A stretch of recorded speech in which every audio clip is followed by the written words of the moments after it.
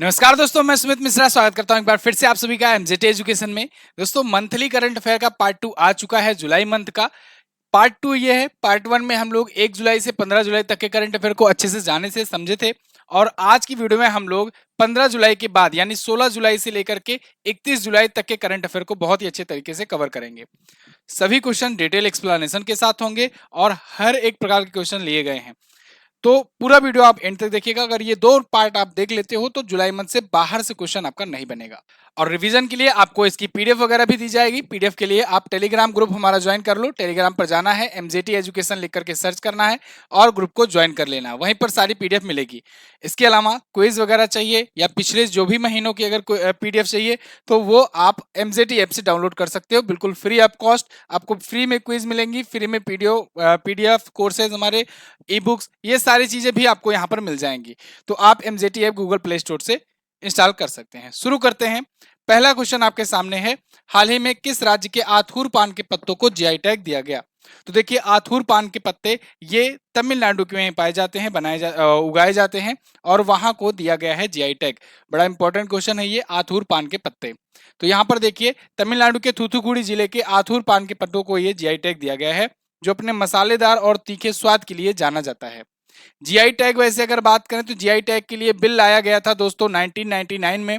1999 में ये बिल लाया गया था भौगोलिक संकेतक उत्पाद चिन्ह देने के लिए, और ये एक्ट जा करके बना 2003 में।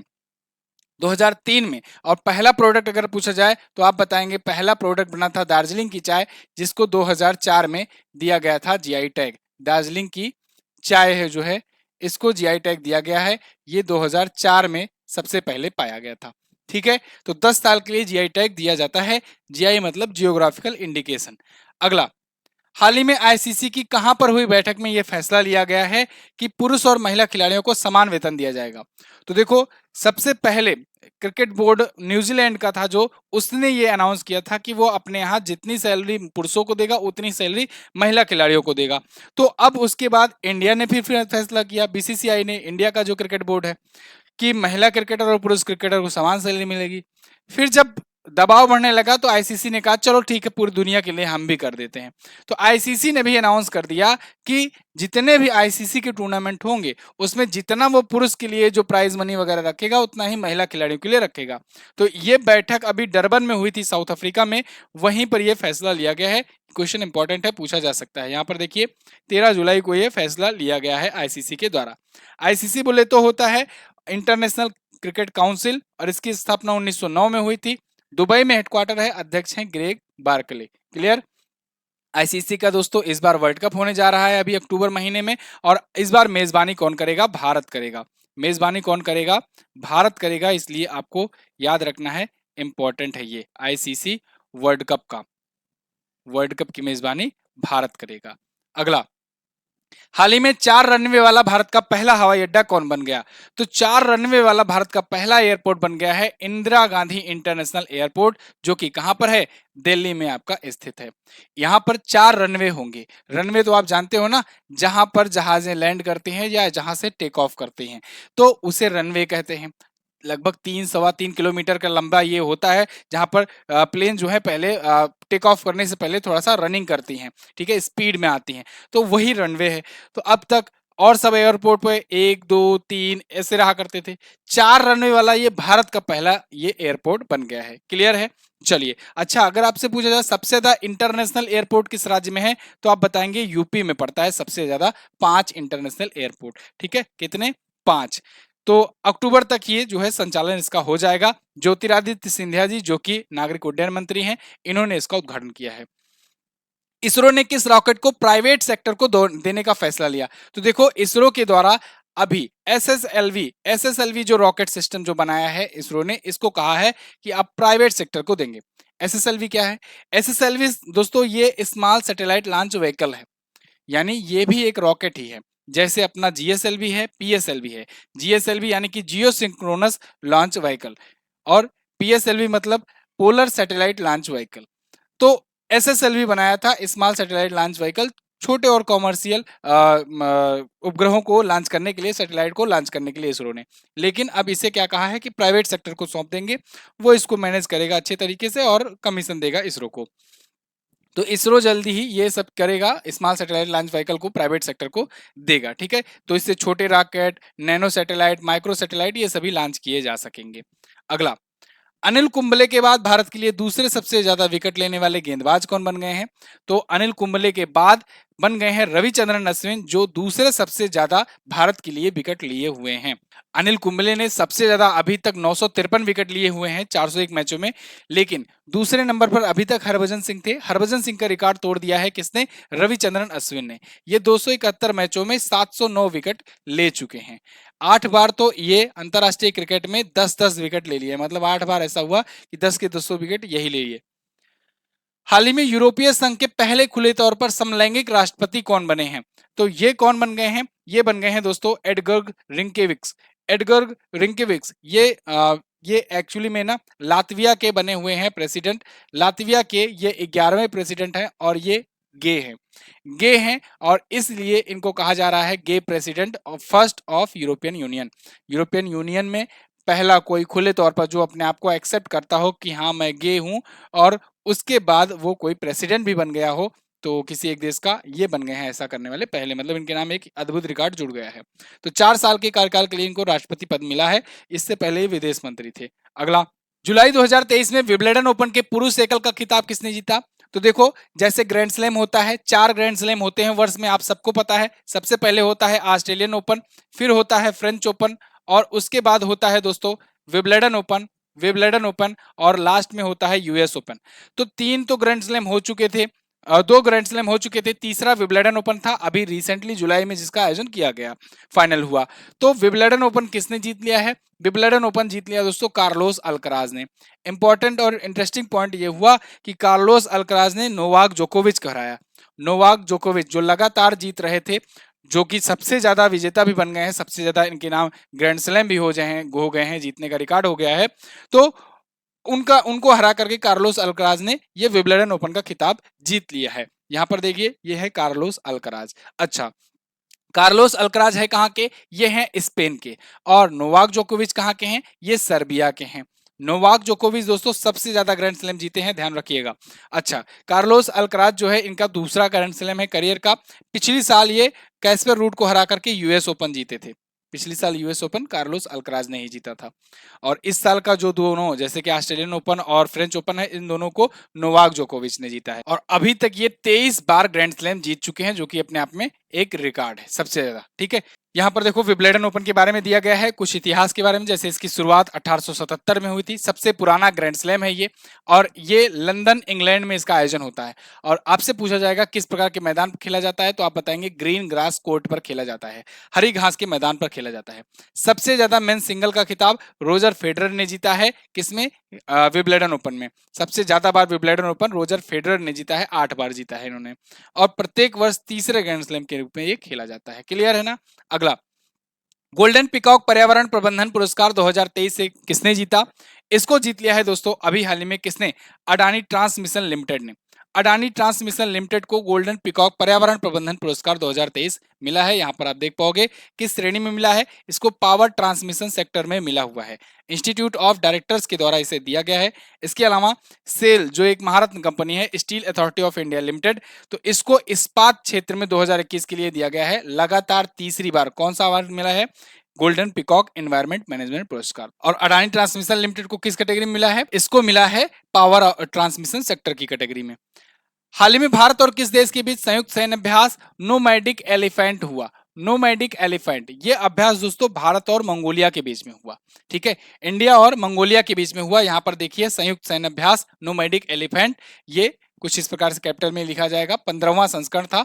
17 जुलाई से 31 जुलाई तक ये आयोजित हुआ उलान बटोर मंगोलिया में, ठीक है। उलान बटोर इसकी कैपिटल है। अभी अगर आपको याद हो तो पिछला संस्करण 2019 में हुआ था, ये मैंने बताया था डेली करंट अफेयर में, बकलोह में हुआ था ये, ठीक है। क्लियर?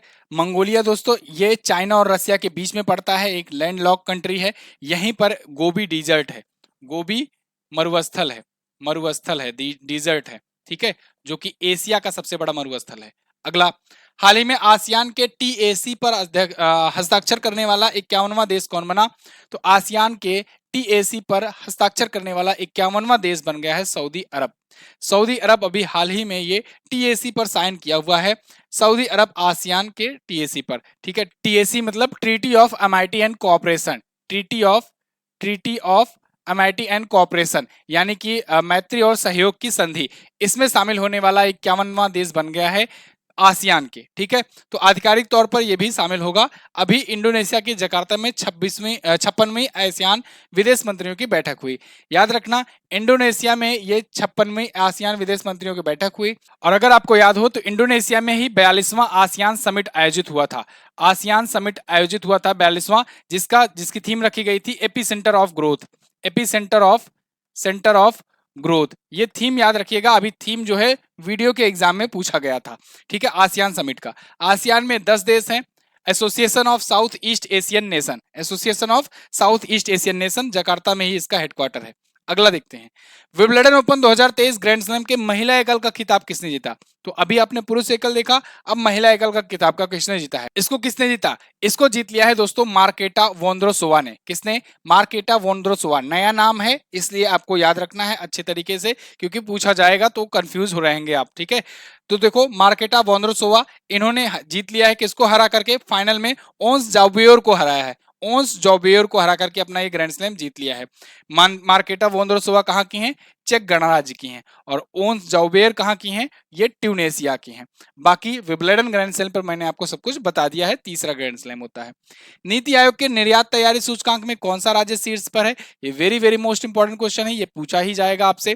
तो देखो, नीति आयोग के द्वारा निर्यात तैयारी यानी एक्सपोर्ट प्रिपेयर्डनेस इंडेक्स जारी हुआ है और इसमें टॉप पर आ गया है तमिलनाडु। नीति आयोग दोस्तों प्रत्येक वर्ष ये रिपोर्ट जारी करता है कि कौन सा राज्य है वो कितना प्रकार से प्रिपेयर है एक्सपोर्ट के मामले में, मतलब किस प्रकार से वो एक्सपोर्ट करता है, कितना ज्यादा मात्रा में करता है। तो इसमें तमिलनाडु को मिला दोस्तों 80.89 अंक, यानी इसने पॉइंट मिले। सेकंड पर महाराष्ट्र रहा, थर्ड पर रहा कर्नाटक और फोर्थ पर रहा गुजरात। ये तो बड़े राज्यों में हो गया। अगर केंद्र शासित प्रदेशों और छोटे राज्यों में देखा जाए तो गोवा जो है ये टॉप पर है, सेकंड पर जम्मू कश्मीर है, थर्ड पर दिल्ली है। तो छोटे राज्यों और केंद्र शासित प्रदेशों की एक साथ लिस्ट आई है जिसमें गोवा टॉप पर है। इसके अलावा संस्करण इसका साथ तीसरा। निर्यात के लिहाज से गुजरात का जामनगर जो है ये देश का शीर्ष जिला बना है, यानी कि अगर पूछा जाए कौन सा जिला भारत का है जो सबसे ज्यादा निर्यात करता है तो आप बताएंगे गुजरात का जामनगर। नीति आयोग के सीईओ हैं बीबीआर सुब्रमण्यम। और नीति आयोग नीति के बारे में आप जानते हो, नीति का फुल फॉर्म पूछा जाएगा तो आप बताएंगे national institution for transforming in India, ठीक है। National institution for transforming in India. स्थापना कब हुई थी? 1 जनवरी 2015 को स्थापना हुई थी। योजना आयोग को बदल करके नीति आयोग किया गया था। इसके पदेन जो अध्यक्ष होते हैं वो होते हैं कौन? प्रधानमंत्री। अगला, हाल ही में किस राज्य में हरेला पर्व मनाया गया? तो देखो, अभी हरेला पर्व और हरेली त्योहार दोनों ही मनाया गया। हरेली त्योहार, हरेली त्योहार भी यहीं से याद रखिएगा। हरेला पर्व मनाया जाता है उत्तराखंड में और हरेली त्योहार जो है ये छत्तीसगढ़ में मनाया जाता है, छत्तीसगढ़ में मनाया जाता है। दोनों ही मानसून के टाइम पर मौसम जब परिवर्तित होता है, फसलें जब अच्छे से होती हैं, उनको लेकर के ये लोग सेलिब्रेट करते हैं, ठीक है। तो यहाँ पर देखिए, उत्तराखंड में सुख समृद्धि शांति पर्यावरण और प्रकृति संरक्षण को लेकर के मनाया जाता है उत्तराखंड में, और अभी वहां पर हरेली मनाया गया छत्तीसगढ़ में, ठीक है। अगला, हाल ही में किस देश ने दुनिया का पहला मीथेन से उड़ने वाला रॉकेट लॉन्च किया? तो मीथेन से उड़ने वाला, मीथेन मतलब जान रहे हो CH4, CH4 से उड़ने वाला पहला रॉकेट कौन सा देश बना लिया है? चाइना। चाइना ने अभी दुनिया का पहला मीथेन से उड़ने वाला रॉकेट बनाया हुआ है। ये पहले मीथेन लिक्विड ऑक्सीजन रॉकेट होगा। चीन की निजी एरोस्पेस कंपनी है लैंड स्पेस, इसके द्वारा ये बनाया गया है। जुक्वान सैटेलाइट लॉन्च सेंटर से लॉन्च किया है। रॉकेट का नाम है जुके-2, ठीक है। तो आपसे केवल ये वन लाइनर फॉर्मेट पूछा जाएगा, इतनी ज्यादा डिटेल्स आपसे नहीं पूछी जाएगी। हाल ही में किस राज्य के पूर्व मुख्यमंत्री और कांग्रेस कार्य समिति के अध्यक्ष ओमान चांडी का निधन हो गया? आपने द केरला स्टोरी देखी? केरला स्टोरी में ये बार बार नाम आ रहा था चर्चे में, ओमान चांडी पूर्व मुख्यमंत्री। तो देखिए यहाँ पर भी है, केरल के पूर्व मुख्यमंत्री और कांग्रेस समिति के सदस्य ओमान चांडी जी जो थे, इनका निधन हो गया है। ये केरल के सीएम थे, ठीक है, केरल के। कैंसर की वजह से इनका निधन हो गया है। ये काफी फेमस वहां पर राजनेता थे। आप समझो 2011 से 2016, 2004 से 2006 तक ये वहां के सीएम रहे। लेकिन अगर बात करें कि विधायक कब से कब तक रहे, तो अपने सबसे लंबे समय तक विधायक रहे ये 1970 से लेकर अपनी मृत्यु तक ये यहाँ के विधायक रहे। सोचो 1970 और 2023 चल रहा है, 30, 20, 50, 53, 53 साल तक लगातार विधायक थे ये। ठीक है, अगला, हाल ही में जारी हेनले पासपोर्ट इंडेक्स में भारत की रैंक क्या है? तो मैंने आपको हेनले पासपोर्ट के बारे में कई बार बताया है कि वर्ष में 2 बार जारी की जाती है। जब 2 बार जारी की जाती है, एक बार तो ये जनवरी में जारी की जाती है, दूसरी बार ये जुलाई में जारी की जाती है। अब जुलाई महीने का करंट अफेयर पढ़ रहे हैं हम लोग, तो जुलाई वाला जारी किया गया है। जुलाई वाले में जब जारी किया गया तो इसमें भारत की रैंक दोस्तों बहुत अच्छा सुधार देखने को मिला। भारत की रैंक आ गई है 80वें पोजीशन पर। पिछली बार 85वें स्थान पर था भारत, इस बार 80वें पोजीशन पर आ गया है। इस बार तो फर्स्ट पोजीशन भी चेंज हुआ है। देखिए भारत की रैंक 80वें स्थान पर, फर्स्ट पोजीशन पर सिंगापुर आ गया है। पिछले 5 सालों से टॉप पर जापान बना हुआ था, लेकिन जापान इस बार पहुंच गया तीसरे पर। सेकंड पर जर्मनी, इटली और स्पेन है, थर्ड पर जापान है। अब देखिए एक्चुअली में ये रैंकिंग जारी की जाती है वीजा फ्री एक्सेस को देखते हुए कि कौन से देश के पास जो पासपोर्ट है उस पासपोर्ट का कितने देशों में वीजा फ्री एक्सेस है। जैसे यहां पर देख रहे हो आप 192 लिखा गया है वीजा फ्री एक्सेस। इसका मतलब अगर आपके पास सिंगापुर का पासपोर्ट है तो आप 192 देश जो ये हैं जो लिस्ट होगी उन देशों में आप जाओगे। जाने के लिए अगर आपको जाना है तो आपको वीजा बनवाने की जरूरत नहीं पड़ेगी। ऐसे ही भारत में आपसे पूछा जाएगा कि भारत के वर्तमान में कितने वीजा फ्री एक्सेस देश हैं, तो आप बताएंगे भारत 57 वीजा फ्री एक्सेस देशों के साथ 80वें स्थान पर है हेनले पासपोर्ट इंडेक्स में। यानी इन 57 देश जो लिस्ट होगी उसमें जाने के लिए आपको वीजा बनवाने की जरूरत नहीं पड़ेगी। ठीक है, ऐसे ही अमेरिका इसमें 8वें स्थान पर है 184 वीजा फ्री एक्सेस के साथ। अंतिम पोजीशन पर अफगानिस्तान है, एज यूजुअल हमेशा ही लास्ट में रहता है ये। ठीक है, अगला, जुलाई 2023 में किस राज्य में चचिन चराई महोत्सव मनाया गया? तो चचिन चराई महोत्सव दोस्तों ये मनाया जाता है अरुणाचल प्रदेश में। अरुणाचल प्रदेश में वहां की जनजातीय कम्युनिटी के द्वारा मनाया जाता है। बुमला दर्रे के तवांग क्षेत्र में मनाया जाता है। तो 14 और 15 जुलाई को अभी ये आयोजित हुआ। ये वहां पर लगभग 100 चरवाहों और याकों के झुंड को लेकर के ये लोग मनाते हैं मोनपा जनजाति के द्वारा। अगर आपसे पूछा जाए किस जनजाति के द्वारा मनाया जाता है तो आप बताएंगे मोनपा जनजाति के द्वारा। अगर पूछा जाए मोनपा जनजाति पाई कहाँ जाती है तो आप बताएंगे अरुणाचल प्रदेश। गारो और खासी के जो जनजाति है कहाँ पाई जाती हैं तो आप बताएंगे मेघालय में। अगला, बैंकॉक में आयोजित एशियाई एथलेटिक चैंपियनशिप में भारत ने कुल कितने मेडल जीते? तो बैंकॉक बैंकॉक कहां पड़ता है? थाईलैंड में। थाईलैंड में, ठीक है। तो थाईलैंड के बैंकॉक में अभी एशियाई एथलेटिक चैंपियनशिप आयोजित हुआ। भारत ने इसमें टोटल 27 मेडल जीते हैं। यहां पर देखिए 12 से 16 जुलाई के बीच में यह आयोजित हुआ और इस बार जो मस्कट था वो भगवान हनुमान को रखा गया था, लॉर्ड हनुमान को रखा गया था और इस वजह से ये इंपॉर्टेंट है, क्वेश्चन बन सकता है मतलब यहां से। ठीक है, मस्कट क्या रखा गया था? लॉर्ड हनुमान को रखा गया था। भारत कुल 27 मेडल जीता हुआ है और मेडल टेबल में तीसरे पोजीशन पर है। भारत ने 6 गोल्ड जीते हैं, 12 सिल्वर और 9 ब्रॉन्ज मेडल जीते हुए हैं। अगला, अच्छा दोस्तों एसएससी जेई का बैच लॉन्च हो चुका है। अगर आप में से कोई है जो एसएससी जेई की तैयारी करना चाहता है बेहतरीन ढंग से, जीएस स्पेशल बैच आपके लिए लाया गया है बहुत ही कम फीस में और आप कंटेंट देखोगे तो जबरदस्त, आपको मतलब खुशी ही हो जाएगी। आप जाकर के इस बैच को ज्वाइन करो। अभी के लिए आपको कूपन कोड यूज करना है JE33। JE33 coupon code use करोगे तो आपको 33% का डिस्काउंट मिल जाएगा। ये डिस्काउंट जो है शुरुआत के 2 दिनों के लिए था, लेकिन 1-2 दिन के लिए और बढ़ा दिया गया है। तो आप जब भी ये वीडियो देख रहे हो एक बार जाकर के जरूर चेक कर लेना, वहां पर कूपन कोड अगर है तो आपको डिस्काउंट मिल जाएगा। ठीक है, तो आप इसका फायदा उठाइए। इसके अलावा जीएस सफलता बैच और भी हमारे बहुत सारे एग्जाम के बैच आए हुए हैं, आप उनको जाकर के देख सकते हैं। एमजेटी ऐप पर ही आपको बैच मिलेगा, एमजेटी ऐप पर। तो MJT app Google play store से डाउनलोड कीजिए या फिर मैं व्हाट्सएप नंबर दे रहा हूं, इस व्हाट्सएप नंबर पर आप संपर्क कर लेना। ठीक है, 7235939467, इस पर आप व्हाट्सएप करिएगा तो आपको और ज्यादा जानकारी मिल जाएगी इस कोर्स के बारे में। केंद्र सरकार ने आरपीएफ का यानी रेलवे सुरक्षा बल का नया महानिदेशक किसे नियुक्त किया? तो देखो आप देख रहे थे काफी समय से संजय चंद्र जी थे और अब किसे नियुक्त कर दिया गया है? अब मनोज यादव को नियुक्त कर दिया गया है। तो मनोज यादव जो होंगे ये नए होंगे। यहां पर देखिए आईपीएस मनोज यादव ये अलग किए गए हैं आरपीएफ के नए महानिदेशक। ठीक है, तो कब तक रहेंगे ये? 31 जुलाई 2025 तक रहेंगे। किसकी जगह पर आए हैं? संजय चंद्र की जगह पर आए हैं। इससे पहले ये कहाँ के डीजीपी थे? तो इससे पहले ये हरियाणा के पुलिस महानिदेशक यानी डायरेक्टर जनरल ऑफ पुलिस थे। क्लियर? आरपीएफ दोस्तों बहुत पुरानी फोर्स है। आरपीएफ की स्थापना 1872 में हुई थी लॉर्ड मेयो के शासनकाल में। उसी समय में पहली बार जनगणना हुई थी भारत में। मुख्यालय इसका नई दिल्ली में है। अभी आरपीएफ से रिलेटेड एक आरपीएफ का मतलब जवान जो है वो फायरिंग कर दिया था, इसको लेकर एक न्यूज बनी थी। ठीक है, तो यहां से क्वेश्चन भी बन सकता है। अगला, हाल ही में मिली जानकारी के अनुसार कौन सा कार्यालय दुनिया का सबसे बड़ा कार्यालय भवन बन गया है? तो दोस्तों भारत में सूरत डायमंड बोर्ड्स जो है, जो कि गुजरात में है, ये बन गया है दुनिया की सबसे बड़ी बिल्डिंग, ऑफिस बिल्डिंग। दुनिया की सबसे बड़ी ऑफिस बिल्डिंग इसने अमेरिका के पेंटागन को पीछे छोड़ दिया है। अमेरिका का जो डिफेंस मिनिस्ट्री का हाउस था या कहीं बिल्डिंग थी पेंटागन में, वो जो है रक्षा मंत्रालय पेंटागन जो था, वो अभी तक दुनिया का सबसे बड़ा बिल्डिंग बना हुआ था। ठीक है, कार्यालय ऑफिस बना हुआ था 80 सालों से, लेकिन उसके रिकॉर्ड को अब पीछे छोड़ दिया है किसने? सूरत के डायमंड बोर्ड्स ने। डायमंड बोर्ड्स क्या है दोस्तों? डायमंड बोर्ड्स एक ऐसी बिल्डिंग होती है, एक ऐसा समझ लो ऑफिस होता है जहां पर लोग इसकी ट्रेडिंग करते हैं। किसकी? डायमंड्स की। डायमंड की यानी कि हीरे की ट्रेडिंग करते हैं, व्यापार करते हैं। मतलब आते वहां दिन भर में मतलब कि समझ लो करोड़ों करोड़ों के व्यापार होते हैं हीरो के।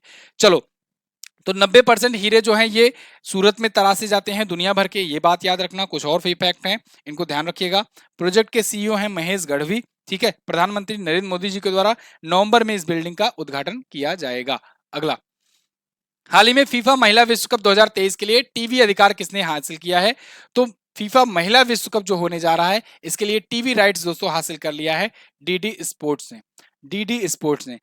ये क्वेश्चन आएगा ना तो समझ लो 90% लोग जो नहीं पढ़े होंगे ना, उनमें से 90% लोग ये क्वेश्चन गलत करके आएंगे जो नहीं पढ़े होंगे। क्योंकि डीडी स्पोर्ट की तरफ कोई सोचता भी नहीं है कि क्या ये भी किसी का टाइटल स्पॉन्सर, ये भी किसी का टीवी राइट हासिल कर सकता है, जहां पर जियो टीवी और इतने बड़े बड़े धुरंधर बैठे हुए हैं, स्टार ग्रुप, जी मीडिया, ये सभी हैं। तो इन सब की जगह क्या ये भी पास जाएगा? लेकिन ये हुआ है। ठीक है, तो इसीलिए ध्यान रखना, ये क्वेश्चन इंपॉर्टेंट है। तो फिलहाल ये महिला विश्व कप फीफा का होने वाला कहां पर है? ऑस्ट्रेलिया और न्यूजीलैंड में होगा। 20 जुलाई से 20 अगस्त तक चलेगा और नौवां इसका संस्करण होगा।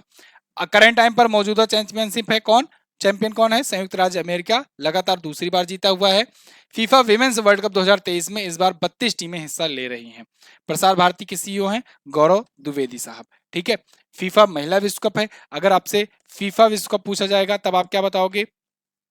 फीफा वर्ल्ड कप अगर पूछा जाएगा तब आपका क्या बताओगे? इसको जीता है अर्जेंटीना ने। अर्जेंटीना ने जीता है। ठीक है ना, अर्जेंटीना ने किसको हराकर जीता है? फ्रांस को हराकर। दुनिया की नंबर 1 टीम है आज के टाइम पर अर्जेंटीना। हाल ही में किस राज्य सरकार ने गृह लक्ष्मी योजना शुरू की? तो गृह लक्ष्मी योजना दोस्तों शुरू किया है कर्नाटक राज्य सरकार ने। अब देखो, कर्नाटक राज्य की जो सरकार है ना, गवर्नमेंट है, ये अभी चेंज हुई है। अभी यहाँ पर कांग्रेस पार्टी की सरकार आई हुई है, अभी चुनाव हुआ था विधानसभा का, तो वहां के नए जो सीएम है वो सिद्धरामैया जी बन गए हैं। ठीक है, कांग्रेस पार्टी से। फिलहाल गृह लक्ष्मी योजना के तहत एक परिवार की महिला मुखिया को प्रति माह 2,000 रुपए वित्तीय सहायता दी जाएगी। ओके, अगला, भारतीय मूल की 7 साल की स्कूली छात्रा मोक्ष राय ने किस देश के प्रधानमंत्री का पॉइंट ऑफ लाइट पुरस्कार जीता है? तो दोस्तों पॉइंट ऑफ लाइट ये मोक्ष राय ने जीता है और ये ब्रिटेन के प्रधानमंत्री के द्वारा दिया जाता है। तो ब्रिटेन के प्रधानमंत्री का पॉइंट ऑफ लाइट पुरस्कार मिला है। अगला, यहाँ पर देख लिए मोक्ष राय, ये माइक्रोप्लास्टिक प्रदूषण के खिलाफ संयुक्त राष्ट्र में स्थिरता पहल के लिए योगदान देती हैं, एक्टिविस्ट हैं। हाल ही में भारतीय तटरक्षक बल यानी इंडियन कोस्ट गार्ड के 25वें महानिदेशक कौन नियुक्त किए गए? ये भी इंपॉर्टेंट नियुक्ति है। तो 25वें महानिदेशक कौन नियुक्त किए गए हैं? राकेश पाल। सी ऑप्शन आपका करेक्ट हो जाएगा। यहां पर देखिए राकेश पाल भारतीय तटरक्षक बल के 25वें महानिदेशक हैं। 2013 में तटरक्षक पदक और 2018 में राष्ट्रपति तटरक्षक पदक ये प्राप्त कर चुके हैं। ओके, इन्हीं के नाम आईसीजी का पहला गनर होने का भी गौरव प्राप्त है, यानी रिकॉर्ड है। इंडियन कोस्ट गार्ड की अगर बात करें तो इसकी स्थापना दोस्तों हुई थी 1977 में 1 फरवरी को, और इसीलिए 1 फरवरी को इंडियन कोस्ट गार्ड डे भी मनाया जाता है। इसका हेडक्वार्टर नई दिल्ली में है। अगला, हाल ही में दलीप ट्रॉफी किसने जीता? तो देखिए दलीप ट्रॉफी इस बार जीत लिया है दोस्तों साउथ जोन ने। साउथ जोन ने वेस्ट जोन को हरा करके, वेस्ट जोन को 75 रनों से हरा करके ये दलीप ट्रॉफी जीत ली है। पिछली बार जस्ट उल्टा हुआ था, पिछली बार वेस्ट जोन ने साउथ जोन को हरा करके जीता था। ठीक है, तो साउथ जोन का अगर देखा जाए तो ये 14वां खिताब है दिलीप ट्रॉफी का। दिलीप ट्रॉफी एक घरेलू क्रिकेट टूर्नामेंट है, तो इसका ये 14वां खिताब है और बेंगलुरु के एम चिन्नास्वामी स्टेडियम में इसका फाइनल खेला गया। तो पिछली साल वेस्ट जोन ने जीता था, इस बार साउथ जोन ने जीता है। शुरुआत इसकी हुई थी 1961-62 में। क्लियर। अगला, हाल ही में मिली जानकारी के अनुसार देश की दूसरी सबसे मूल्यवान कंपनी कौन बन गई है? तो देखो, अगर आपको याद हो तो 1 जुलाई से ही एचडीएफसी एचडीएफसी और एचडीएफसी बैंक, एचडीएफसी लिमिटेड, ठीक है, और एचडीएफसी बैंक जो है, इन दोनों का विलय हो गया था। मर्जर जो है ये प्रभावी हो गया था। जब मर्ज हो गई कंपनी तो इसकी वजह से इसका वैल्यूएशन भी बढ़ गया। वैल्यूएशन बढ़ गया तो इसीलिए ये बन गई देश की दूसरी सबसे मूल्यवान कंपनी। तो यहां पर एचडीएफसी बैंक आप लगा देंगे। रिलायंस इंडस्ट्रीज दुनिया की भारत की सबसे मूल्यवान कंपनी है, सबसे वैल्यूएबल कंपनी है। उसके बाद सेकंड पर अब एचडीएफसी बैंक आ गया है। एचडीएफसी बैंक ने किसको पीछे किया है? टीसीएस को पीछे किया है। ठीक है, तो यहाँ पर सारी डिटेल्स हैं। एचडीएफसी बैंक के जो सीईओ हैं कहें तो वो है शशिधर चंद्रशेखरन जी, शशिधर चंद्रशेखरन। अगला, हाल ही में न्यूनतम आय की गारंटी विधेयक विधानसभा में पारित करने वाला देश का पहला राज्य कौन बना? तो ये बन गया है दोस्तों राजस्थान। न्यूनतम आय की गारंटी मतलब मिनिमम इतनी तो आय होगी ही होगी अगर आप राजस्थान में रह रहे हो तो। साथ ही साथ अगर आपको याद हो, राजस्थान में ही राइट टू हेल्थ भी एक शुरू किया गया था, बिल लॉन्च किया गया था और वो भी विधेयक पारित किया गया। तो राइट टू हेल्थ भी यहीं पर याद रखना। Right to health, right to health bill पेश करने वाला पहला राज्य जो है ये भी राजस्थान ही है। और अभी 100 दिन के अतिरिक्त 25 दिन का रोजगार गारंटी और देगा। यानी मनरेगा के तहत 100 दिन का काम दिया जाता था, 25 दिन और अतिरिक्त ये काम देगी राजस्थान सरकार। ठीक है। अगला, हाल ही में विपक्षी दलों की 26 पार्टियों ने मिलकर के किस नाम से एक नया गठबंधन बनाया? Very very most important question. तो अभी विपक्षी दलों की 26 पार्टियों ने मिलकर के एक INDIA नाम से एक नया ग्रुप बनाया हुआ है। INDIA इसका फुल फॉर्म भी होता है Indian national development inclusive alliance. ठीक है, शॉर्ट फॉर्म में इसे बोलेंगे इंडिया। और इसका डिटेल में आपसे फुल फॉर्म पूछा जाएगा, जाएगा ही जाएगा, मतलब जा सकता है तो मैं बोलूंगा ही नहीं, पूछा ही जाएगा इसका फुल फॉर्म। ठीक है, तो इसमें यह भी पूछा जा सकता है कि दूसरा जो सेकंड आई है उसका क्या मतलब है। पहले आई का मतलब इंडियन है, सेकंड आई जो है इसका मतलब इंक्लूसिव है। ये इसलिए पूछा जाएगा क्योंकि आज तक भारत के इतिहास में ये पहला ऐसा संगठन या कहें पहली ऐसी पॉलिटिकल पार्टी बनी है जिसमें इस वर्ड का मतलब इस वर्ड का यूज किया गया है। ठीक है, तो ये ध्यान रखना, इसलिए वो वाला वर्ड इंपॉर्टेंट हो जाता है। फिलहाल जो सत्ता पक्ष है बीजेपी है, इसकी गठबंधन को क्या कहते हैं? इसकी गठबंधन को हम लोग एनडीए कहते हैं, नेशनल डेमोक्रेटिक अलायंस कहते हैं। इससे पहले जो कांग्रेस का गठबंधन था उसे क्या कहते थे? उसे यूपीए कहते थे, यूनाइटेड प्रोग्रेसिव अलायंस कहते थे। ठीक है, ये 2000 के दशक में ये शुरू हुआ था। ठीक है, और अटल बिहारी वाजपेयी जी ने एनडीए का गठन किया था, शुरुआत किया था। ठीक है। अगला, किस देश को फेरी सर्विसेज के लिए भारत से जोड़ने का करार किया गया? तो फेरी सर्विसेज से जोड़ने के लिए भारत से श्रीलंका का करार हुआ है, यानी श्रीलंका क्या के साथ समझौता हुआ है। श्रीलंका और भारत फेरी सर्विसेज शुरू करेंगे। तो भारत श्रीलंका अगले महीने से ये जाफना जिले में ये शुरू करेंगे। तो जाफना जिले के कांके संतुरी बंदरगाह और पुडुचेरी के बीच ये फेरी सेवा शुरू होगी। ठीक है, चलो आगे। एमजेटी ऐप है ये, ठीक है, डाउनलोड करो, उसी में क्विज वगैरह आपको मिलेगी। किस खिलाड़ी ने बैडमिंटन में सबसे तेज स्मैश मारने का गिनीज वर्ल्ड रिकॉर्ड बनाया? तो देखो, अभी सात्विक साईराज रंकी रेड्डी, इन्होंने बैडमिंटन में सबसे तेज स्मैश जो शॉट लगाया जाता है ना उसे स्मैश कहते हैं। चाहे वॉलीबॉल हो, चाहे बैडमिंटन हो या टेनिस हो, जब तेजी से शॉट मारा जाता है उसे स्मैश कहते हैं। तो वो सबसे तेज से सबसे फास्ट स्पीड में स्मैश मारने का रिकॉर्ड सात्विक साईराज रंकी रेड्डी ने बनाया है। ठीक है, और इन्होंने वो खिताब भी जीत लिया फिलहाल। ठीक है, और ये देखिए इन्होंने बनाया है, सबसे तेज हिट किया है कितना, 565 किलोमीटर पर आवर की स्पीड से इन्होंने स्मैश किया है। जो पिछला रिकॉर्ड था वो 493 किलोमीटर पर आवर की रिकॉर्ड था, 2013 में बना था। ठीक है, और उसे मलेशिया के खिलाड़ी टेन बून होंग के ने बनाया था। अगला, भारत ने पूरे देश को E20 ईंधन से शामिल करने के लिए कब तक का लक्ष्य रखा? तो भारत ने 2025 तक का लक्ष्य रखा है कि पूरे देश को E20 ईंधन से युक्त कर देंगे। E20 मतलब इथेनॉल 20, यानी 20% इथेनॉल होगा। आप गाड़ियों में पेट्रोल डलाओगे, डीजल डलाओगे तो उसमें बाय डिफॉल्ट 20% इथेनॉल यूज रहेगा। ठीक है, अगला, तो यहाँ पर पूरी डिटेल से सेम वही चीजें जो मैंने आपको बताया हुआ है, और देश ने 2030 तक का लक्ष्य रखा है कि यही चीज बढ़ाकर 50% तक कर देंगे। ठीक है, अगला, जुलाई 2023 में किस देश ने ब्रिक्स में शामिल होने के लिए आवेदन किया? तो देखो, ब्रिक्स में शामिल होना तो बहुत सारे देश चाहते हैं। अभी अल्जीरिया ने भी शामिल होने के लिए अप्लाई कर दिया है। अभी एक बीच में न्यूज आई थी कि पीएम मोदी शायद नहीं जाएंगे ब्रिक्स में। इसको लेकर के मैंने वीडियो भी बनाई थी। हालांकि अगले दिन ही पीएम मोदी ने अनाउंस कर दिया कि वो जा रहे हैं साउथ अफ्रीका में, बात किए वहां के प्रेसिडेंट से। ठीक है, तो अल्जीरिया जो है ये फिलहाल इसके लिए ब्रिक्स में शामिल होना चाहता है। इस पर ज्यादा डिटेल जानना चाहते हो तो अभी रिसेंटली जो वीडियो मैंने दी हुई है उस वीडियो को देख डालना, बहुत ही इंफॉर्मेटिव वीडियो है। ब्रिक्स के बारे में सारा कुछ आपको बताया गया है। यहाँ पर मैं मोटा मोटा आपको बता दूं कि ब्रिक्स में 5 देश हैं, ब्राजील, रसिया, इंडिया, चाइना और साउथ अफ्रीका। साउथ अफ्रीका के जोहान्सबर्ग में इस बार इसी महीने में अगस्त में 24 अगस्त को मीटिंग होने वाली है। ठीक है, समिट होने वाली है, याद रखना 16वां समिट है। अगला, तो यहाँ पर फिलहाल ब्रिक्स के बारे में ये लिखा भी गया है, बेसिक चीजें यहाँ पर देखो। 22 से 24 अगस्त तक ये होगा, 2023 का 15वां समिट होगा। ठीक है, 15वां समिट होगा इस बार का, ये बात ध्यान रखना। चलिए अगला, हाल ही में भारतीय महिला वॉलीबॉल टीम का नया कोच किसे नियुक्त किया गया? तो इनको नियुक्त किया गया है, कौन है ये? रविंद्र बसंटू हैं। कौन है? रविंद्र बसंटू हैं। ये भारतीय महिला वॉलीबॉल टीम की नई होंगी कोच।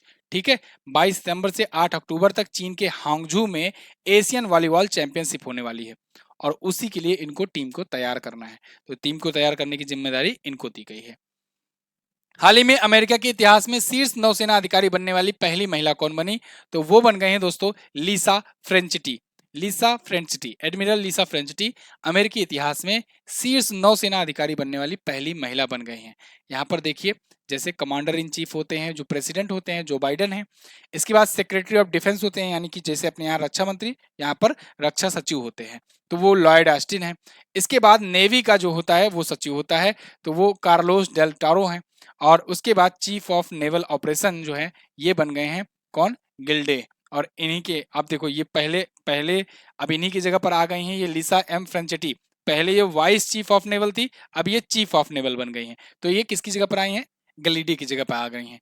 अगला, हाल ही में किस राज्य सरकार ने पेड़ लगाओ पेड़ बचाओ थीम के साथ मेगा वृक्षारोपण अभियान किया? तो पेड़ लगाओ पेड़ बचाओ ये थीम के साथ उत्तर प्रदेश सरकार ने अभी मेगा वृक्षारोपण अभियान शुरू किया था 22 जुलाई को। 22 जुलाई को 35 करोड़ का लक्ष्य रखे थे, लेकिन 30 करोड़ पौधे लगवाए। 30 करोड़ पौधे लगवाए, और अभी 15 अगस्त को ये फिर से 25 करोड़ पौधे लगाने का लक्ष्य रखे हैं यूपी के सीएम योगी आदित्यनाथ। थीम रखा क्या गया था? पेड़ लगाओ पेड़ बचाओ, ये पूछा जाएगा आपसे। अगला, संसद के किस सदस्य द्वारा राज्यसभा में सिनेमेटोग्राफी संशोधन विधेयक पेश किया गया? ये इंपॉर्टेंट क्वेश्चन है। संसद का अभी मानसून सत्र चल रहा है दोस्तों। मानसून सत्र जैसे ही समाप्त होता है मैं इस पर आपको एक वीडियो दूंगा कि मानसून सत्र में कौन कौन से बिल लाए गए। सरकार ने लक्ष्य रखा था 31 बिल लाने का, तो देखते हैं ये मानसून समाप्त होते होते कितने बिल जो है लाए जाते हैं और कितने बिल पास हो जाते हैं, यानी कितने बिल पर आगे कार्यवाही प्रक्रिया चलेगी कि वो कानून बन जाए। तो ये फिलहाल राज्यसभा का, अभी देखिए राज्यसभा लोकसभा में अभी संसद का मानसून सत्र हुआ, तो उसमें अनुराग ठाकुर जी जो कि खेल मंत्री भी हैं, इन्होंने अभी हाल ही में सिनेमेटोग्राफी संशोधन विधेयक पेश किया है। ठीक है, इसके तहत क्या होगा? जो पायरेसी होती है सिनेमा की ना, मतलब जैसे फिल्में रिलीज होने वाली होती हैं या फिर उससे पहले कुछ चीजें लीक हो जाती हैं, या फिर फिल्में जब रिलीज हो भी जाती हैं सिनेमा घरों में तो कुछ लोग रिकॉर्ड करके टेलीग्राम पर या फिर बाकी वेबसाइट पर डाल देते हैं। इन सब के लिए कानून बनाया गया है। ठीक है, साथ ही साथ जो जो सर्टिफिकेशन दिया जाता है, जो सेंसर बोर्ड होता है, उसका सर्टिफिकेशन का जो क्लासिफिकेशन है वो बढ़ा दिया गया है। ठीक है, मतलब पहले क्या होता था 18+ या 14+ ऐसे होता था, अब 7+, इसके बाद फिर 13+, फिर 16+, फिर 18+, मतलब कई कैटेगरी ऐड कर दी गई है। उसी हिसाब से सर्टिफिकेट मिलेगा कि फिल्मों को किस कैटेगरी में रखा जाए, कहां तक की उम्र के ऊपर वाले देख सकते हैं जाकर। ठीक है, चलो अगला, हाल ही में मिली जानकारी के अनुसार भारतीय इतिहास में दूसरे सबसे लंबे समय तक सेवा करने वाले मुख्यमंत्री कौन बने? तो वो बन गए हैं दोस्तों नवीन पटनायक जी। नवीन पटनायक जी ये बीजू जनता दल पार्टी से ये सीएम है। कहां के सीएम है? ओडिशा के सीएम है। ओडिशा के ये सीएम हैं। इन्होंने ज्योति बसु का रिकॉर्ड तोड़ा हुआ है और अभी पवन कुमार चामलिंग के पीछे ये हैं, यानी ये फर्स्ट नंबर पर है, ठीक है। और ये नवीन पटनायक दूसरे स्थान पर बने हुए हैं। यहाँ पर देखिए 23 साल 139 दिन तक का मुख्यमंत्री रहकर पश्चिम बंगाल के पूर्व मुख्यमंत्री ज्योति बसु के रिकॉर्ड को तोड़े हैं, यानी कि इनसे पहले ये इतने समय तक ये मुख्यमंत्री थे और दूसरे सबसे ज्यादा कार्यकाल वाले मुख्यमंत्री थे, लेकिन ये तोड़ दिए हैं। अच्छा, ये सबसे पहले 5 मार्च सन 2000 को मुख्यमंत्री बने थे और तब से आज तक लगातार मुख्यमंत्री बने ही हैं। भारत के सबसे लंबे कार्यकाल वाले मुख्यमंत्री सिक्किम के पूर्व सीएम रहे हैं पवन कुमार चामलिंग। 1994 से लेकर 2019 तक ये रहे थे, 24 साल और 166 दिन तक। तो अभी इनके पास 1 साल और समथिंग और दिन है, जिसके बाद ये बन जाएंगे, इनका रिकॉर्ड भी तोड़ देंगे ये। अगला, कोरिया ओपन 2023 में पुरुष युगल का खिताब किसने जीता है? तो कोरिया ओपन 2023, इसमें पुरुष युगल का खिताब दोस्तों जीत लिया है सात्विक साईराज रंकीरेड्डी और चिराग शेट्टी ने। मैंने अभी आपको बताया, इसी में इन्होंने सबसे तेज हिट करने का, सबसे तेज स्मैश करने का रिकॉर्ड बनाया था, सबसे तेज स्मैश करने का रिकॉर्ड बनाया था, ठीक है ना। सात्विक साईराज रंकीरेड्डी और चिराग शेट्टी दोनों ही भारत के बैडमिंटन खिलाड़ी हैं। दोनों की जोड़ी जो है बहुत सारे टूर्नामेंट जीती हुई है, जैसे अभी राष्ट्रमंडल खेलों में गोल्ड जीते थे, थॉमस कप जीते थे, विश्व चैंपियनशिप में कांस्य पदक जीते थे, सुपर 300 में सैयद मोदी और स्विस ओपन जीते थे। ये सभी ये दोनों की जोड़ी ने जीता हुआ है, ठीक है। इसके अलावा अभी Swiss open, Asian championship, Indonesia open, मतलब इन दोनों की जोड़ी जबरदस्त चल रही है इस टाइम पे, कोई तोड़ नहीं है। अगला, प्रधानमंत्री मोदी द्वारा कहां पर 28 जुलाई 2023 को सेमिकॉन इंडिया का उद्घाटन किया जाएगा? तो सेमिकॉन इंडिया का उद्घाटन दोस्तों कहां पर होगा? गांधीनगर, गुजरात में। भारत को इलेक्ट्रॉनिक हब बनाने के लिए ये पीएम मोदी जी के द्वारा उद्घाटन जो है ये 28 जुलाई को किया गया गांधीनगर में, गुजरात की गांधीनगर में, सेमिकॉन इंडिया। ओके, चलिए अगला, किस सोशल मीडिया प्लेटफॉर्म के लोगों को एक्स साइन से बदला गया? तो देखिए, अभी तक ट्विटर जो था चिड़िया बनी रहती थी, अब वो चिड़िया उड़ गई, अब कौन बन गया है? यहाँ पर देखिए इमेज में, अब कुछ इस प्रकार से एक्स होगा। ट्विटर का सिंबल अब इस प्रकार से नहीं होगा, अब इस प्रकार से होगा। आपको पता है कि एलन मस्क जो है, इन्होंने 44 बिलियन डॉलर में, 44 बिलियन डॉलर में खरीद लिया था ट्विटर को, ठीक है। तो खरीद लिया था, अब क्या कर रहे हैं? अब इसका ये लोगो भी चेंज कर दिए हैं। तो यहाँ पर देखिए लोगो हटा दिए हैं, चेंज कर दिए हैं। और लिंडा याकारिनो ये जो सीईओ बनी है, अभी कुछ दिन पहले ये नियुक्त की गई हैं, ये भी आप याद रखेंगे, पूछा जा सकता है। ट्विटर की स्थापना दोस्तों 2006 में हुई थी और इसको किसने स्थापित किया था? जैक डॉर्सी ने, ठीक है, जैक डॉर्सी ने। अगला, किस देश ने लिंग परिवर्तन और ट्रांसजेंडर विवाह पर प्रतिबंध लगा दिया है? तो दोस्तों रसिया ने यह प्रतिबंध लगा दिया है। अपने यहाँ कोई भी वहां पर लिंग परिवर्तन नहीं कर सकता है और कोई ही ट्रांसजेंडर पर शादी नहीं कर सकता है, ट्रांसजेंडर्स के साथ, ठीक है। तो एलजीबीटीक्यू समुदाय को एक बड़ा झटका देते हुए ये कानून बनाया हुआ है। एलजीबीटीक्यू मतलब lesbian, gay, bisexual, transgender and queer, ये एलजीबीटीक्यू का फुल फॉर्म होता है। अगला, हाल ही में किस महासागर में डोगसुरी नाम का तूफान उठा? तो डोगसुरी तूफान अभी प्रशांत महासागर में उठा था दोस्तों, और ये काफी देशों को तबाही मचाया, काफी देशों में ये तबाही मचाया, फिलीपींस वगैरह हो गए, यहाँ पर काफी ज्यादा ये तबाही मचाया। तो यहाँ पर लुजोन से टकरा करके ये टकराया 25 जुलाई को। नाम था क्या? नाम था इसका सुपर तूफान, सुपर टाइफून डोगसुरी, डोगसुरी। मध्य प्रदेश के खजुराहो में आयोजित हेली शिखर सम्मेलन की थीम क्या रखी गई? तो हेली शिखर सम्मेलन मध्य प्रदेश के खजुराहो में आयोजित किया गया। एक क्वेश्चन तो ऐसे बनेगा। दूसरा पूछा जा सकता है थीम क्या है, तो आप बताएंगे reaching the last mile, reaching the last mile. यहाँ पर देखिए ज्योतिरादित्य एम सिंधिया जो है मध्य प्रदेश में, इन्होंने इसे लॉन्च किया हुआ है। ज्योतिरादित्य सिंधिया दोस्तों ये उड्डयन मंत्री हैं, ठीक है। अगला, किस अंतरिक्ष एजेंसी ने 30 जुलाई को पीएसएलवी C56 रॉकेट को 6 सहयात्री उपग्रहों के साथ लॉन्च करने की घोषणा की है? तो दोस्तों इसको इसरो ने लॉन्च किया है। इसरो 30 जुलाई को पीएसएलवी C56 रॉकेट को लॉन्च किया। यह सिंगापुर के सैटेलाइट को ले गया था, सिंगापुर के सैटेलाइट को ले गया था। ये आपसे क्वेश्चन पूछा जाएगा। तो सिंगापुर देखिए यहाँ पर DSAR उपग्रह, DSAR उपग्रह जो है सैटेलाइट, एक सिंथेटिक अपर्चर रडार है जो कि किसका था? सिंगापुर का था। इसको इसरो से वो लॉन्च करवाया था और इसरो ने इसे लॉन्च किया है, ठीक है। तो 3600 किलोग्राम का है ये। सिंगापुर सरकार और एसटी इंजीनियरिंग को प्रतिनिधित्व करता है। याद रखना, आपसे पूछा जाएगा क्वेश्चन किस देश का सैटेलाइट ले गया था, तो आप सिंगापुर बताएंगे, ये इंपॉर्टेंट पॉइंट है। अच्छा, एक जरूरी बात, टेलीग्राम ग्रुप ज्वाइन कर ही लो। साथ ही साथ ना, अगर देखो इतना मेहनत से आपके लिए पढ़ाया जा रहा है ना, तो प्लीज वीडियो को लाइक कर दिया करो। सिर्फ यही रिक्वेस्ट है, आपका कोई पैसा नहीं लगना है। अगर आप चैनल को लाइक करोगे, वीडियो को लाइक करोगे, चैनल को सब्सक्राइब करोगे, तो थोड़ा सा ना कॉन्फिडेंस बढ़ता है, मोटिवेशन मिलता है, हमारे लिए मोटिवेशन रहता है। तो मोटिवेशन के लिए आप इतना तो कर सकते हो, शेयर भी करने को उतना फोर्सली नहीं कर रहा हूँ, मन करे अगर तो शेयर करना, ना मन करे तो कोई बात नहीं, लेकिन वीडियो को लाइक जरूर कर दिया करो। एक कोई कमेंट भी अगर छोड़ दोगे तो थोड़ा सा खुशी मिलती है कमेंट पढ़ के कि हाँ चलो ठीक है, मेहनत अच्छी लगी, तो इतना आप जरूर कर दिया करो। आगे बढ़ते हैं हम लोग। बाकी एमजेटी ऐप पर आपको क्विज वगैरह मिलेगी, इसको आप कर लेना डाउनलोड। आगे बढ़ते हैं हम लोग। हाल ही में किस थीम के साथ 28 जुलाई को विश्व हेपेटाइटिस दिवस मनाया गया? तो देखिए, ये मनाया गया है one life one liver theme के साथ, तो बी ऑप्शन आपका करेक्ट हो जाएगा। हेपेटाइटिस दिवस दोस्तों 28 जुलाई को मनाया जाता है। ये इंपॉर्टेंट होता है, पूछा जाता है आपसे, क्योंकि हेपेटाइटिस जो है ना, ये 5 प्रकार का होता है। ठीक है, hepatitis A, hepatitis B, hepatitis C, hepatitis D और हेपेटाइटिस ई। ये वायरस के रूप में होता है। ठीक है, तो इसके बारे में जागरूकता फैलाने के लिए दिवस मनाया जाता है। विश्व हेपेटाइटिस गठबंधन की स्थापना की बात करें 2007 में हुई थी, इसी के द्वारा ये मनाया जाता है।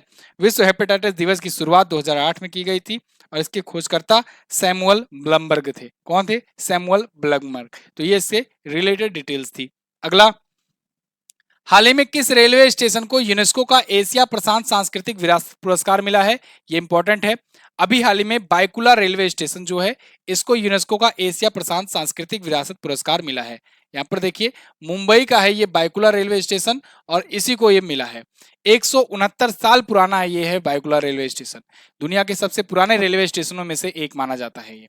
तो अभी 25 जुलाई को रेल मंत्री अश्विनी वैष्णव जी ने इसके बारे में जानकारी दी है। ठीक है। अच्छा, यूनेस्को के बारे में अगर बात करें तो United Nation Educational Scientific and Cultural Organisation, स्थापना 1945 में हुई थी। पेरिस में इसका हेडक्वार्टर है और अध्यक्ष हैं आंद्रे अजोले। क्लियर है? अभी इसी की बैठक भी होने वाली है दक्षिण अफ्रीका में, ये भी ध्यान रखिएगा। ठीक है। अगला, हाल ही में किसे दक्षिण अफ्रीका में भारत का अगला उच्चायुक्त नियुक्त किया गया? तो दक्षिण अफ्रीका में भारत के अगले उच्चायुक्त नियुक्त किए गए हैं दोस्तों, कौन? प्रभात कुमार। कौन? प्रभात कुमार। यहां पर देख लीजिए, कुछ और उच्चायुक्त हैं जो कहां पर नियुक्त किए गए हैं।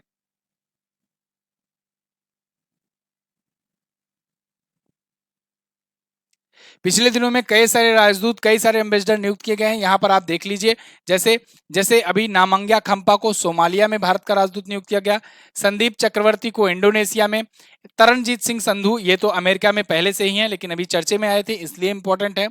पवन कपूर भी अभी चर्चे में आए थे, ये रसिया में भारत के राजदूत हैं। देवेश उत्तम ये नई नियुक्ति है, ये लिथुआनिया में नियुक्त किए गए हैं।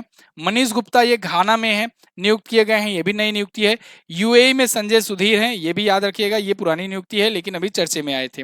इसके अलावा पनामा में अभी सुमित सेठ को नियुक्त किया गया है। किसे? सुमित सेठ को। अगला, तो यहां पर देखिए दक्षिण अफ्रीका में प्रभात कुमार को नियुक्त किया गया है।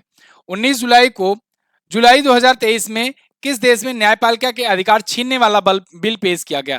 तो देखिए, अभी इजराइल में क्या हुआ कि वहां पर, वहां की जो कोर्ट है, जो न्यायाधीश न्यायालय है, उसके बहुत सारे अधिकार कम कर दिए गए हैं और सरकार को दिए गए हैं। इसको लेकर के वहां पर बहुत विरोध हो रहा था, बहुत दिनों से जनता जो है वो भीड़ लगाए हुए थे, प्रदर्शन वगैरह कर रही थी।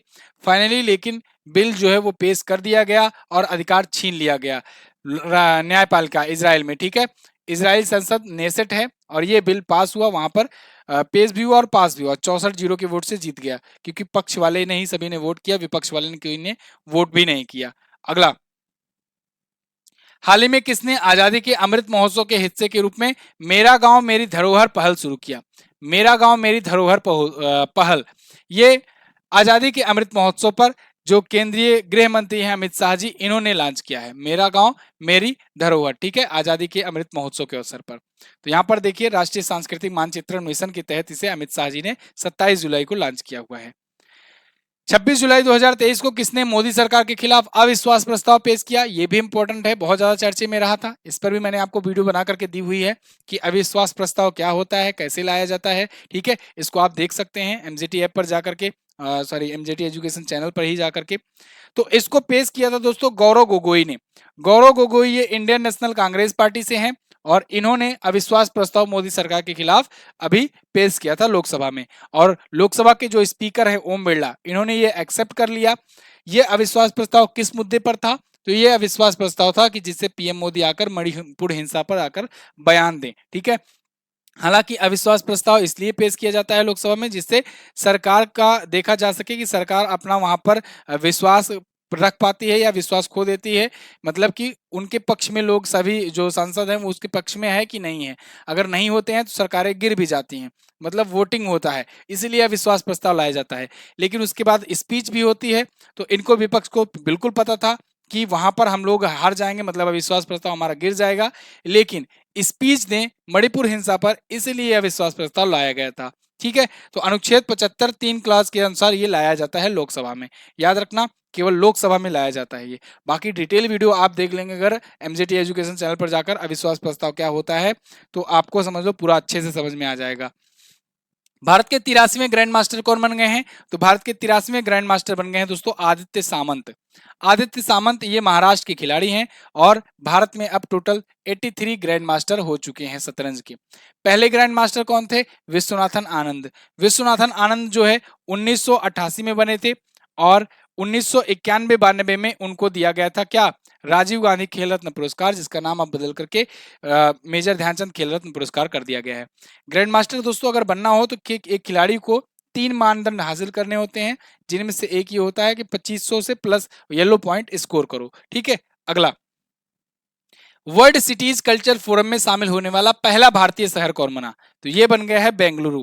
Bengaluru world cities culture forum में शामिल किया गया है। यहाँ पर देखिए आपके सामने लिखा गया है वर्ल्ड, बेंगलुरु वर्ल्ड सिटीज में शामिल हो गया है। ठीक है, तो इसमें दुनिया भर के जो तमाम बड़े बड़े शहर हैं वो इसमें शामिल हैं, जैसे लंदन, न्यूयॉर्क, पेरिस वगैरह वगैरह।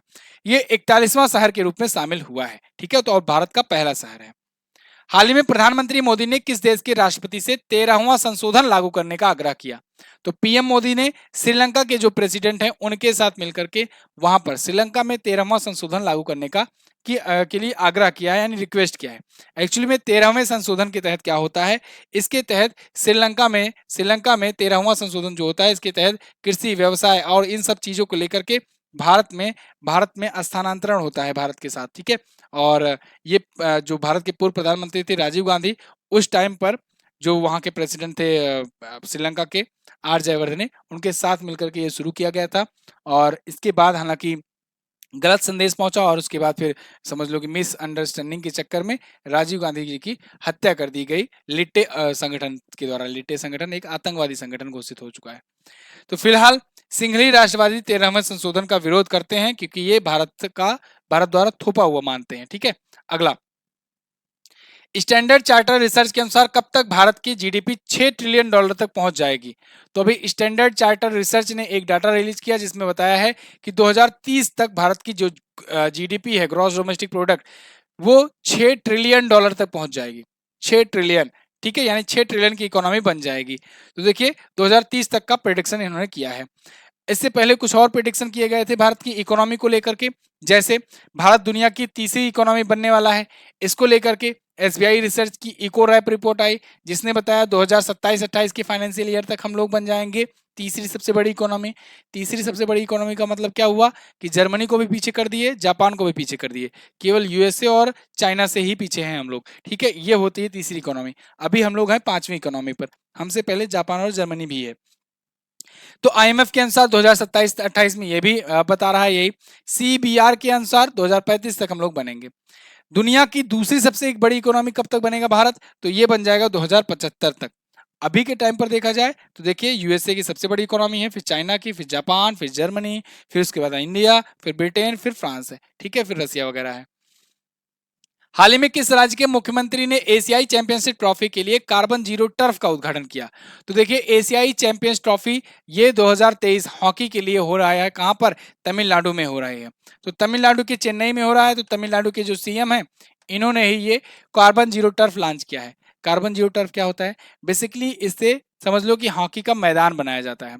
हॉकी का मैदान बनाया जाता है और इससे क्या होता है, पूरी तरीके से समतल होता है। तो हॉकी में कृत्रिम घास उगाई जाती है। तो जब मैदान समतल रहेगा तो हॉकी के खिलाड़ियों को थोड़ा सा आसानी होती है खेलने में।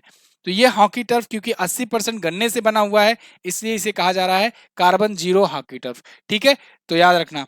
अगला, अच्छा, चेन्नई में ही आयोजित होने वाला है, ये बात ध्यान रखिएगा, चेन्नई में ही ये आयोजित होने वाला है। अगला, हाल ही में एनटीसीए के द्वारा जारी रिपोर्ट के अनुसार भारत में बाघों की कुल संख्या कितनी हो गई, ये बहुत इंपॉर्टेंट क्वेश्चन है। एनटीसीए ने यानी कि नेशनल टाइगर्स कंजर्वेशन अथॉरिटी के द्वारा एक रिपोर्ट जारी की गई।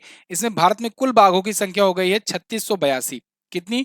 3682 कुल संख्या हो गई है। यहाँ पर देखिए ये रिपोर्ट है, पूरा डिटेल रिपोर्ट। इसमें बताया गया है कि मध्य प्रदेश में सबसे ज्यादा बाघ हैं। कितने बाघ हैं? मध्य प्रदेश में सबसे ज्यादा 785 बाघ हैं। कर्नाटक में 563 और उत्तराखंड में 560 बाघ हैं। अगर नेशनल पार्क वाइज देखा जाए तो सबसे ज्यादा जिम कॉर्बेट नेशनल पार्क, जिसका आप नाम बदलकर रामगंगा नेशनल पार्क हो गया है, उसमें सबसे ज्यादा बाघ हैं नेशनल पार्क वाइज। और राज्य वाइज देखा जाए तो मध्य प्रदेश में सबसे ज्यादा बाघ हैं, यानी टाइगर्स हैं। अच्छा, इसीलिए इसको टाइगर स्टेट कहते हैं। टाइगर प्रोजेक्ट टाइगर की शुरुआत कब की गई थी? तो 1973 में की गई थी प्रोजेक्ट टाइगर की शुरुआत। इस पर भी मैंने आपको एक वीडियो दी हुई है, आप उसको देखिएगा, आपको और ज्यादा डिटेल मिलेगा। ठीक है, चलो, तो नेशनल टाइगर कंजर्वेशन अथॉरिटी के द्वारा ये रिपोर्ट जारी की जाती है। हाल ही में किस देश ने संक्रामक बीमारी रूबेला के सफल उन्मूलन की घोषणा की? तो दोस्तों भूटान ने अनाउंस किया कि वो रूबेला मुक्त हो गए हैं। रूबेला एक बीमारी होती है और संक्रामक बीमारी होती है जो गर्भवती महिलाओं के थ्रू होती है और बच्चों को प्रॉब्लम झेलनी पड़ती है। इसको लेकर के काफी गंभीर वहां पर समस्याएं थी। इसको अब मुक्त घोषित कर दिया है भूटान, यानी कि वहां पर ऐसे कोई अब केसेस नहीं है। इसको मुक्त घोषित किया, डब्ल्यूएचओ ने भी इसको रिकॉग्नाइज कर दिया, यानी अप्रूव कर दिया। तो इस प्रकार से भूटान हो गया रूबेला मुक्त। क्लियर है ना? तो ये थे दोस्तों क्वेश्चंस। अब हम लोग रिवीजन कर लेंगे जो महत्वपूर्ण दिवस आए थे इस महीने में, यानी जुलाई महीने में, जिससे आपका पूरा का पूरा नॉलेज कंप्लीट हो जाएगा। ठीक है, तो आप वीडियो को लाइक जरूर कर दो। चलो देखिए, 1 जुलाई को 4 महत्वपूर्ण दिवस मनाए गए। एक नेशनल डॉक्टर्स डे, एक जीएसटी दिवस, एक राष्ट्रीय डाक कर्मचारी दिवस, एक राष्ट्रीय अंतर्राष्ट्रीय सहकारिता दिवस। यहाँ पर देखिए उसकी डिटेल्स लिखी गई है, ये मैं नहीं पढ़ने वाला हूँ। ये मैं जब पीडीएफ दूंगा तो आप रीडिंग लगा लेना, क्योंकि अगर ये मैं पढ़ूंगा वीडियो बहुत ज्यादा लंबी खींचेगी, कोई फायदा नहीं होगा। आगे यहाँ पर देखिए 3 जुलाई को अंतर्राष्ट्रीय प्लास्टिक बैग मुक्ति दिवस, 6 जुलाई को विश्व जूनोसिस दिवस, 11 जुलाई को विश्व जनसंख्या दिवस, मैं साइड हो जाता हूँ। 12 जुलाई को अंतर्राष्ट्रीय मलाला दिवस, 12 जुलाई को ही नाबार्ड स्थापना दिवस, 15 जुलाई को विश्व युवा कौशल दिवस, 17 जुलाई को विश्व अंतर्राष्ट्रीय न्याय दिवस, 18 जुलाई को नेल्सन मंडेला दिवस, 20 जुलाई को विश्व शतरंज दिवस, 22 जुलाई को विश्व मस्तिष्क दिवस और 23 जुलाई को राष्ट्रीय प्रसारण दिवस मनाया गया। इसके अलावा 24 जुलाई को इनकम टैक्स डे, 25 जुलाई को विश्व डाउन प्रिवेंशन डे और 26 जुलाई को कारगिल विजय दिवस मनाया गया। 28 जुलाई को विश्व हेपेटाइटिस दिवस, 28 जुलाई को विश्व प्रकृति संरक्षण दिवस, 30 जुलाई को मानव तस्करी के खिलाफ दिवस और 31 जुलाई को विश्व रेंजर दिवस मनाया गया, जिसकी थीम थी 30/30। क्लियर है? आई होप आपको ये वीडियो पसंद आई होगी। अगर मेरी मेहनत पसंद आई है तो प्लीज रिक्वेस्ट है कि आप इसको लाइक और शेयर जरूर करना। मैं मिलूंगा आपसे अगली वीडियो में। टेलीग्राम पर इसकी पीडीएफ भेजी जाएगी, एमजीटी ऐप पर इसकी क्विज भी मिलेगी। अगर आप हमारे कोई कोर्सेज लेना चाहते हैं, जीएस वगैरह हमसे पढ़ना चाहते हैं, तो जीएस सफलता बैच लाया गया है आपके लिए। GS20 कूपन कोड अभी के लिए आपको यूज करना है, जिससे आपको 20% का डिस्काउंट भी मिल जाए। थैंक यू सो मच यहाँ तक ये वीडियो देखने के लिए। मिलेंगे अगली क्लास में, तब तक के लिए नमस्कार, जय हिंद, वंदे मातरम।